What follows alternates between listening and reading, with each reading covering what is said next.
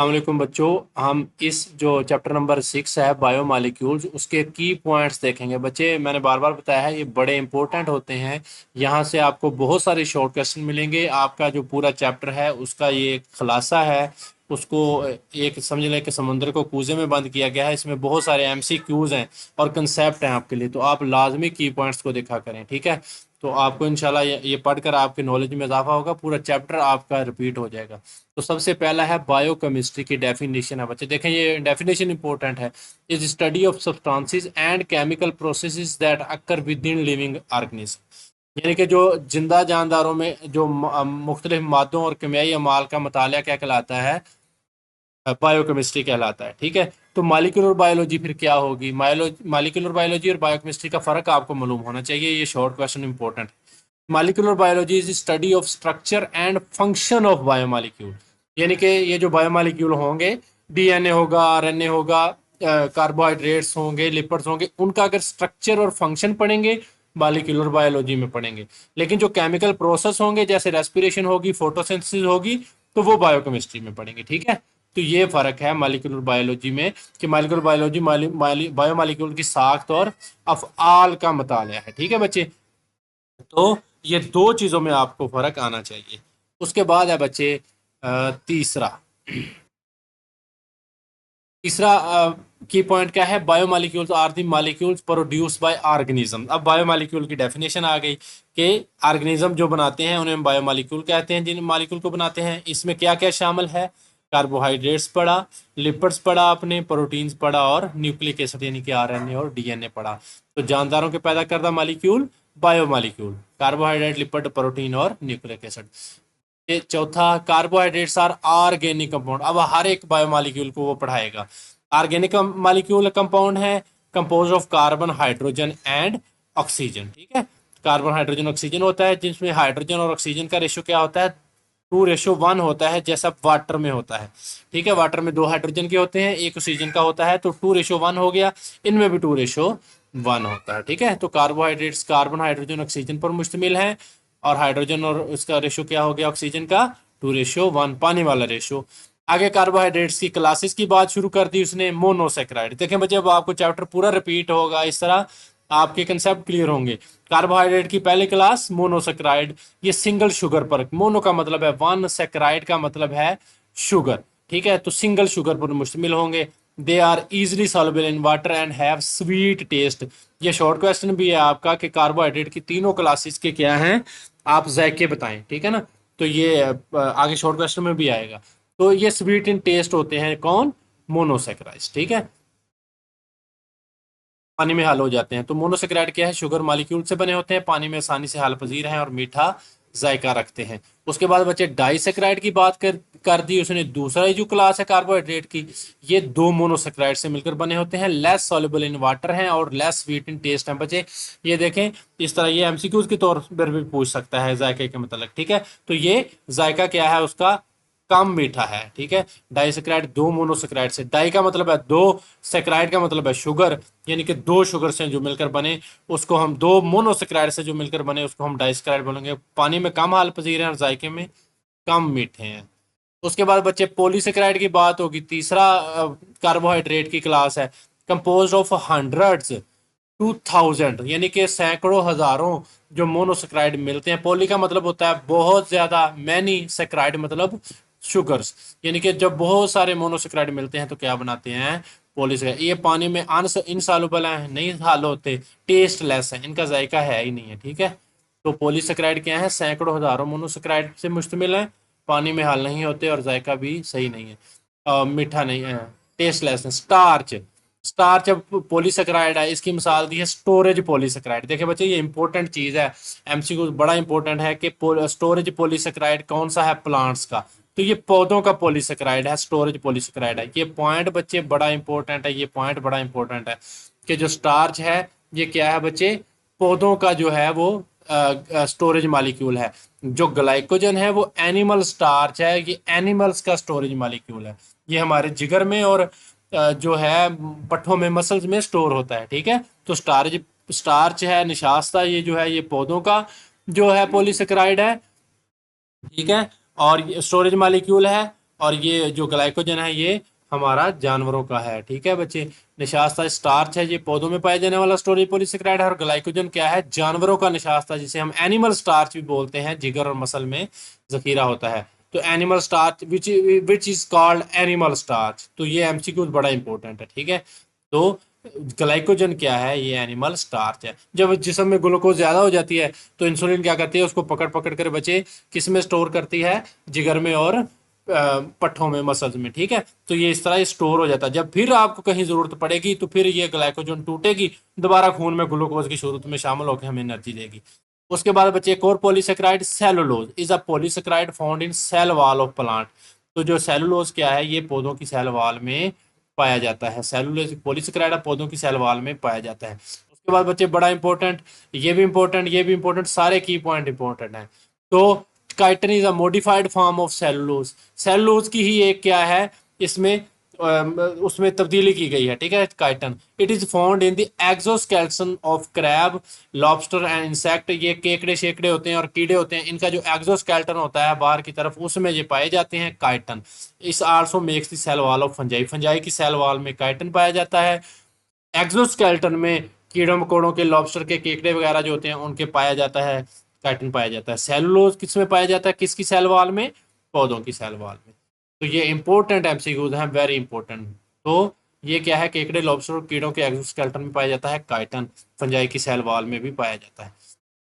Carbohydrates are the primary source of energy. तो ये main function है कार्बोहाइड्रेट्स का कि ये सोर्स ऑफ एनर्जी है, और कई फंक्शन होंगे इनके, मेन फंक्शन इनका प्राइमरी सोर्स ऑफ एनर्जी है।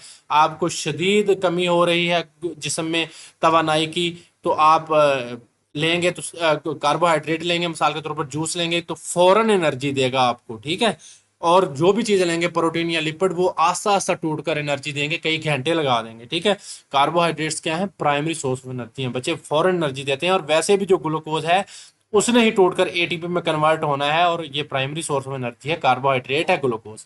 तो कार्बोहाइड्रेट क्या है, तवानाई का बुनियादी जरिया बेटा जी। उसके बाद बच्चे प्रोटीन्स की बात शुरू होगी, दूसरे जो हैं बायोमॉलिक्यूल की। Proteins are the most abundant macromolecule in cell, ज्यादा पाया जाता है, अमाइनो एसिड से ये मिलकर बने होते हैं। ठीक है, तो ये अब प्रोटीन की बात होगी कि सेल में सबसे ज्यादा मकदार में पाए जाने वाले मैक्रोमोलिक्यूल्स हैं। ये मैक्रोमोलिक्यूल्स हैं बच्चे, ये ना गलतियां बड़ी की हुई हैं इन्होंने, उर्दू मीडियम वालों ने ना, बुक बनाते हुए। तो ये मैक्रोमोलिक्यूल्स है, ठीक है ना, प्रोटीन अमीनो एसिड से बने होते हैं। के बाद बेटा जी, अमीनो एसिड क्या है, are the building blocks of protein. तो प्रोटीन की ईंटें क्या हैं, जिस तरह इमारत की ईंटें होती हैं, प्रोटीन की ईंटें अमाइनो एसिड है। Amino acid contain and amino group, इसमें एक अमाइनो ग्रुप होता है, एक कार्बोक्सिल ग्रुप होता है, एक हाइड्रोजन ग्रुप होता है, और एक साइड ग्रुप होता है जो कि सेंट्रल कार्बन के साथ अटैच होता है। सेंट्रल कार्बन है, साइड पे कार्बोक्सिल ग्रुप है, इधर क्या है बच्चे, अमाइनो ग्रुप है, ऊपर क्या है, आर चेन है, नीचे क्या है, हाइड्रोजन ग्रुप है। तो ये आपका स्ट्रक्चर है, आपको आना चाहिए अमीनो एसिड का। ठीक है, तो अमीनो एसिड में क्या होता है, amino group, carboxyl group, hydrogen group और साइड ग्रुप, जो कि मरकजी कार्बन, सेंट्रल कार्बन से जुड़े होते हैं। Proteins are the important part of cell membrane. तो सेल मेम्ब्रेन्स का क्या होते हैं, जिसम में जो मेम्ब्रेन्स हैं सेल्स की, मुख्तलिफ मेम्ब्रेन्स हैं, तो उनका क्या है, हिस्सा होते हैं। लिपिड्स की बात होगी, ऑर्गेनिक कंपाउंड है, इनसॉल्युबल इन वाटर है, सॉल्युबल इन ऑर्गेनिक सॉल्वेंट, पानी में हल नहीं होते lipid. Saturated fatty acid have single bond in carbon carbon atom. ठीक है, तो कार्बन कार्बन एटम के दरमियान क्या होता है, अच्छा बच्चे, ये प्रोटीन सेल की मेम्ब्रेन का हिस्सा है, ये लिपिड की तारीफ हो गई। ठीक है, सैचुरेटेड फैटी एसिड क्या है, कार्बन कार्बन एटम में तमाम में क्या होते हैं, सिंगल बॉन्ड होते हैं। ठीक है, कार्बन कार्बन एटम में तमाम जो बॉन्ड होते हैं वो सिंगल होते हैं, और हाइड्रोजन के साथ बॉन्ड बनाए होते हैं। लेकिन जो अनसैचुरेटेड फैटी एसिड है, कार्बन एटम के दरमियान एक या ज्यादा डबल बॉन्ड। बच्चे ये सारी तारीफें भी इंपॉर्टेंट है, ये सारे एमसीक्यूज के तौर पर भी इंपॉर्टेंट है, कंसेप्ट क्लियर करने के तौर पर भी इंपॉर्टेंट है। आगे बच्चे, अनसैचुरेटेड फैटी एसिड्स की बात आ गई। ठीक है जी, तो अनसैचुरेटेड फैटी एसिड क्या है, have one or more double bond in between carbon atom. Lipid serve as long term energy reservoir in form of fats in adipose tissues. ठीक है, तो लिपिड हैं बच्चे, ये लॉन्ग टर्म एनर्जी मालिक्यूल के तौर पर काम करते हैं। एडिपोज टिश्यू है हमारे, वो क्या है, फैट्स को जखीरा करते हैं। ये इंपॉर्टेंट है कि फैट्स जिस्म में कहाँ जखीरा होती हैं, एडिपोज टिश्यूज में। ठीक है, तो ये चीज इंपॉर्टेंट है। तो लिपिड एडिपोज टिश्यू में क्या है, चर्बी की शक्ल में तवानाई के तवील मुद्दती जखायर के तौर पर। बच्चे तवील मुद्दती इस तरह है कि इसमें एनर्जी बहुत ज्यादा होती है, कार्बोहाइड्रेट प्रोटीन के मुकाबले में लिपिड में दुगनी एनर्जी है, ठीक है। तो ये चीज, ये दुगनी एनर्जी स्टोर करते हैं और बाद में फिर आस्ता आस्ता रिलीज करते हैं जब आपको चाहिए हो। Lipids are essential components of cell membrane. Cell membrane के एसेंशियल कंपोनेंट हैं, ठीक है ना, मेम्ब्रेन के क्या हैं, जरूरी अज्जा हैं बेटा जी। उसके बाद डीएनए, एक और बायोमोलिक्यूल शुरू कर दिया। DNA is a double standard molecule while RNA is a single standard molecule. Both DNA and RNA are composed of nucleotide.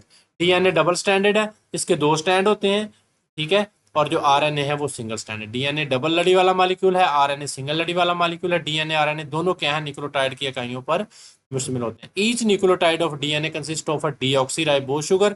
अब डीएनए में क्या होता है, इसका जो न्यूक्लियोटाइड होता है उसमें डीऑक्सीराइबोज शुगर होती है, एक फास्फेट ग्रुप होता है, और तीन क्या होती हैं, चार नाइट्रोजनस बेस होती हैं, उनमें से एक होगी, एक न्यूक्लियोटाइड में जारी बात है एक वक्त में एक ही होगी, एडेनिन होगी, थाइमिन होगी, गवानीन, साइटोसिन होगी या गवानीन होगी, इन चार में से एक होगी। और इसमें से शुगर कौन सी होगी, डीऑक्सी राइबोज शुगर।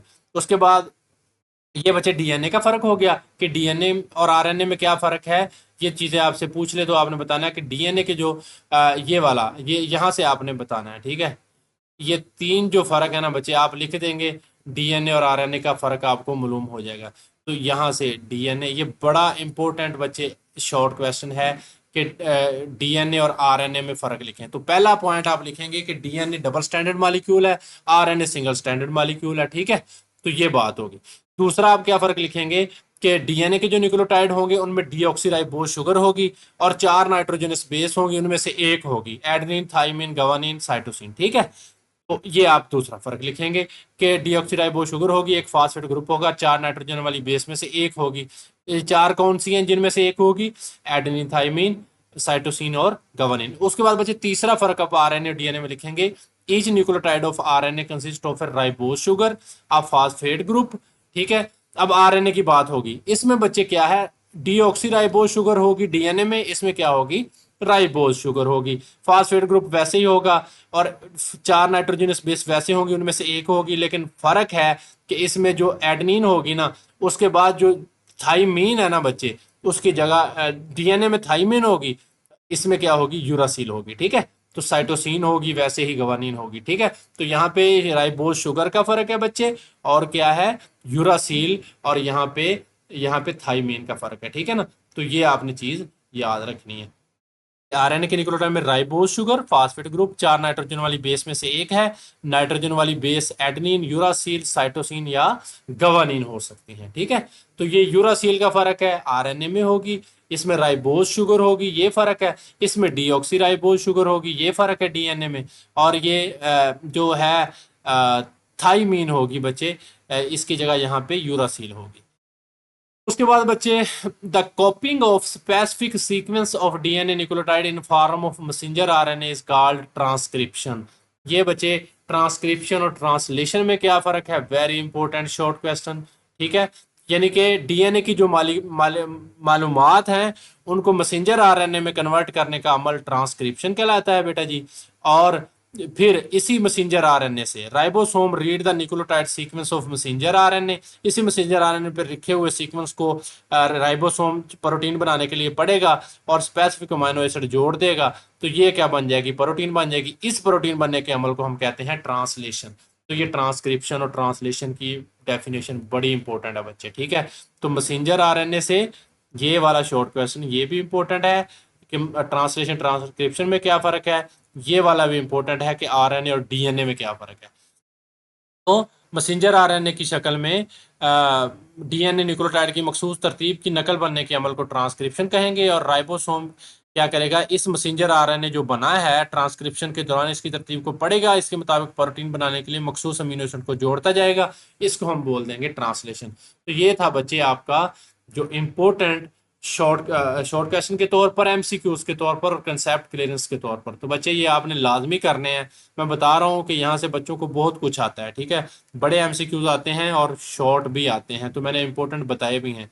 चलें बच्चे, बहुत शुक्रिया। अगला लेक्चर हमारा एक्सरसाइज के मतलब है, वो भी देखिएगा लाजमी, बड़ा इंपॉर्टेंट लेक्चर है। बहुत शुक्रिया बच्चे, अल्लाह हाफिज़।